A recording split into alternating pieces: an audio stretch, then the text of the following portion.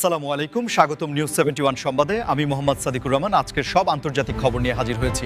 শুরুতেই জানিয়ে দিব সংবাদ শিরোনাম, তারপর বিস্তারিত। ইরানের যুদ্ধ কেবল যুক্তরাষ্ট্রের বিরুদ্ধে, পররাষ্ট্রমন্ত্রী আরাকচি। ইরানের হামলায় ইসরায়েলে ধ্বংসস্তূপ ড্রোনে ধরা পড়ল বিধ্বস্ত চিত্র। ইরানে হামলায় সেনা নিহত, যুদ্ধবিমান ধ্বংস, চাপে পড়বেন ট্রাম্প। যুদ্ধ আরও রক্তাক্ত হয়ে উঠছে, নিহত ৬০০, প্রাণহানি কোন দেশে কত? সৌদি শোধনাগারে ইরানের হামলা। আপনি যদি ইসরায়েলের ধ্বংস চান এবং মুসলিমদের বিজয় চান, তাহলে ভিডিওটিতে একটি লাইক ও চ্যানেলটি সাবস্ক্রাইব করে যাবেন। আসসালামু আলাইকুম, স্বাগতম জানাচ্ছি নিউজ 71 সংবাদে। আমি মোহাম্মদ সাদিকুর রহমান। এতক্ষণ শুনছিলেন সংবাদ শিরোনাম, এবার বিস্তারিত।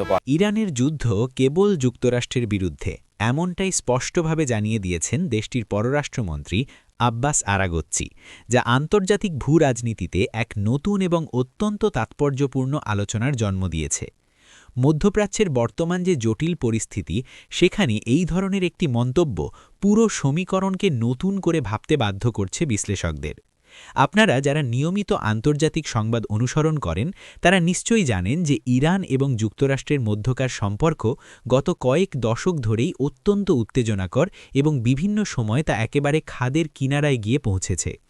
পররাষ্ট্রমন্ত্রী আরাগচ্চির এই বক্তব্যের মূল উদ্দেশ্য হচ্ছে আঞ্চলিক প্রতিবেশী দেশগুলোকে এই বার্তা দেওয়া যে ইরানের মূল দ্বন্দ্ব বা কৌশলগত লড়াই মধ্যপ্রাচ্যের অন্য কোনো দেশের সাথে নয়, বরং সরাসরি মার্কিন যুক্তরাষ্ট্রের বিভিন্ন নীতি এবং উপস্থিতির বিরুদ্ধে।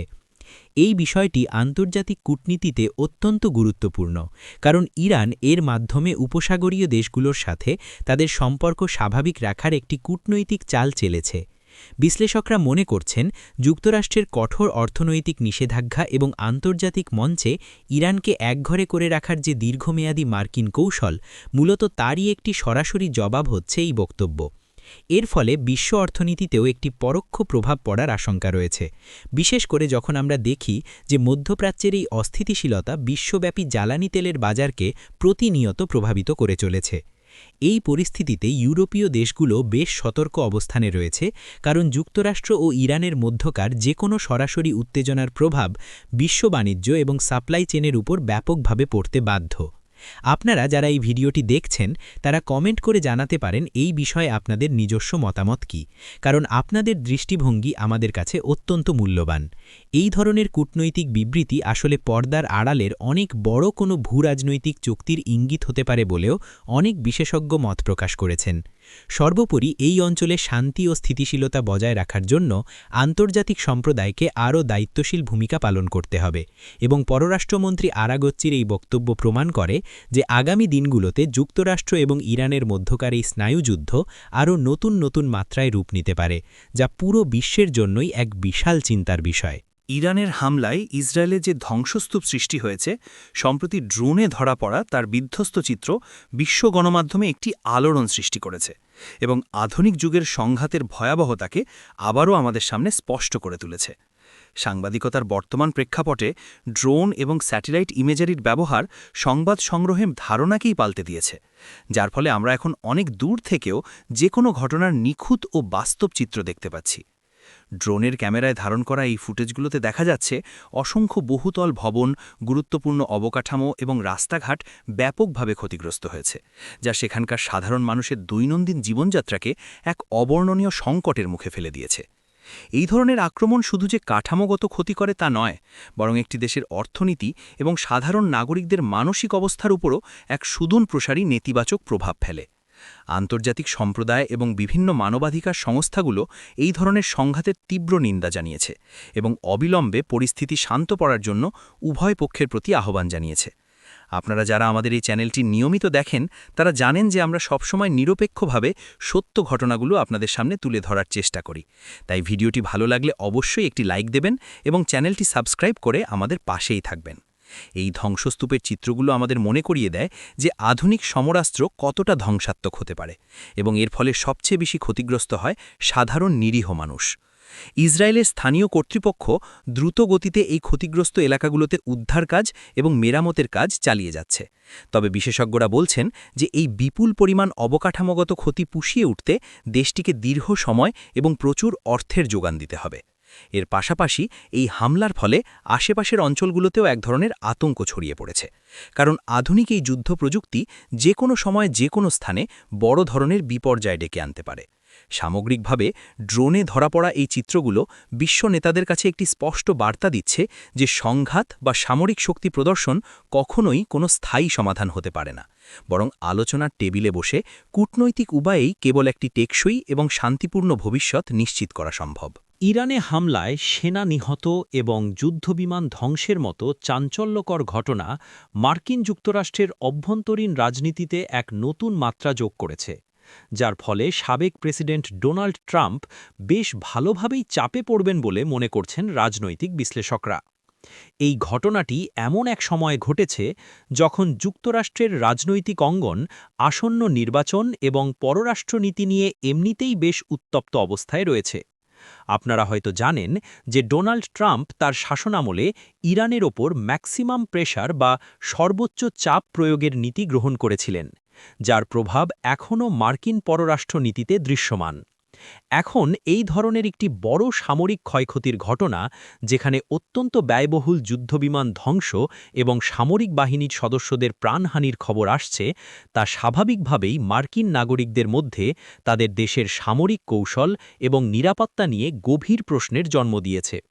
বিরোধীরা এই সুযোগটি কাজে লাগিয়ে ট্রাম্পের অতীত নীতি এবং বর্তমান রাজনৈতিক অবস্থানের কড়া সমালোচনা শুরু করেছেন, যা তার ভবিষ্যৎ রাজনৈতিক কেরিয়ারের জন্য একটি বড় চ্যালেঞ্জ হয়ে দাঁড়াতে পারে। আপনারা যারা এই ধরনের রাজনৈতিক এবং ভূ-রাজনৈতিক বিশ্লেষণ পছন্দ করেন, তারা এই ভিডিওটি বন্ধুদের সাথে শেয়ার করতে পারেন, যাতে তারাও আন্তর্জাতিক রাজনীতির এই জটিল সমীকরণগুলো বুঝতে পারে। একটি যুদ্ধবিমান ধ্বংস হওয়া মানে শুধু আর্থিক ক্ষতি নয়, এটি একটি দেশের সামরিক সক্ষমতা এবং প্রযুক্তিগত নিরাপত্তার ওপরও বড় ধরনের আঘাত হিসেবে বিবেচিত হয়। আন্তর্জাতিক সংবাদ মাধ্যমগুলো এই বিষয়টিকে অত্যন্ত গুরুত্বের সাথে কভার করছে এবং বিশেষজ্ঞরা মনে করছেন যে এই ঘটনার ফলে মধ্যপ্রাচ্যে আমেরিকার যে সামরিক উপস্থিতি রয়েছে তার কৌশলগত পরিবর্তন আসতে পারে। ট্রাম্প এবং তার সমর্থকরা হয়তো এই পরিস্থিতিকে ভিন্নভাবে ব্যাখ্যা করার চেষ্টা করবেন, তবে সাধারণ ভোটারদের কাছে এই ধরনের সামরিক ক্ষতি সবসময় একটি নেতিবাচক বার্তা দেয়। শেষ পর্যন্ত এই ঘটনাটি মার্কিন যুক্তরাষ্ট্রের অভ্যন্তরীণ নির্বাচনী বিতর্কে একটি অন্যতম প্রধান ইস্যু হয়ে উঠবে এবং এর ফলে যে রাজনৈতিক চাপের সৃষ্টি হবে তা সামলাতে ট্রাম্প শিবিরকে বেশ বেগ পেতে হবে বলেই প্রতীয়মান হচ্ছে।